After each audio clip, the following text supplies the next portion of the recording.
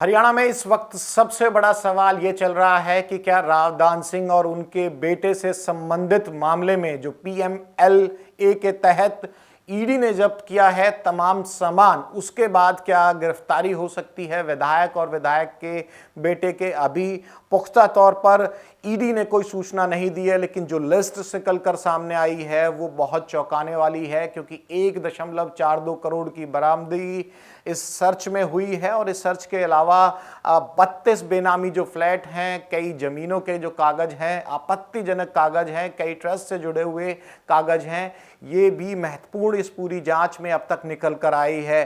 तो कहीं ना कहीं ये जो पूरा केस आगे बढ़ेगा ईडी का, कहीं ना कहीं इस पर भी ये सवाल उठेगा कि क्या एक और गिरफ्तारी की ओर ईडी हरियाणा में बढ़ रही है, एक और कांग्रेस के लीडर रावदान सिंह निशाने पर है। ये हो सकता है। पूरा मामला क्या है? ईडी ने 18 जुलाई को 1392 करोड़ के बैंक घोटाले केस में दिल्ली समेत 5 शहरों में रेड मारी थी, जिसमें दिल्ली, गुड़गांव, बहादुरगढ़, महेंद्रगढ़ और जमशेदपुर के 15 स्थान शामिल थे।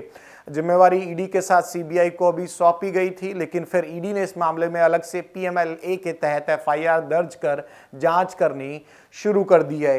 ईडी रेड का कारण क्या है? ASL company cold role steel उत्पादकों के निर्माण करती है। कंपनी पर 1392 करोड़ रुपए के बैंक जो लोन होते हैं, धोखाधड़ी मामले में शामिल होने का आरोप है। 2022 में सीबीआई ने इस मामले में केस दर्ज किया था, लेकिन अब ईडी ने पीएमएल के तहत एफआईआर दर्ज कर अपनी जांच शुरू कर दी है। और ये पूरा जो मामला है, कहीं ना कहीं इसमें जो प्रमोटर हैं रावदान सिंह के परिवार, उनके बेटे अक्षत सिंह के जो ओनरशिप वाली कंपनियां हैं, एलाइड स्टिप्स लिमिटेड, एएसएल से जो ऋण के बाद पैसा लिया गया वो कभी लौटाया नहीं गया और उसके बाद इन पैसों को माफ भी कर दिया गया। इस मामले में महेंद्रगढ़ विधायक रावदान सिंह, उनके बेटे अक्षत सिंह, कंपनी एएसएल और उसके प्रमोटर मोहिंदर अग्रवाल और उसके अलावा गौरव अग्रवाल और कुछ अन्य शामिल हैं। इसके बाद जो ईडी की रेड होती है उसमें क्या कुछ खुलासा होता है, ये बड़ा महत्वपूर्ण है।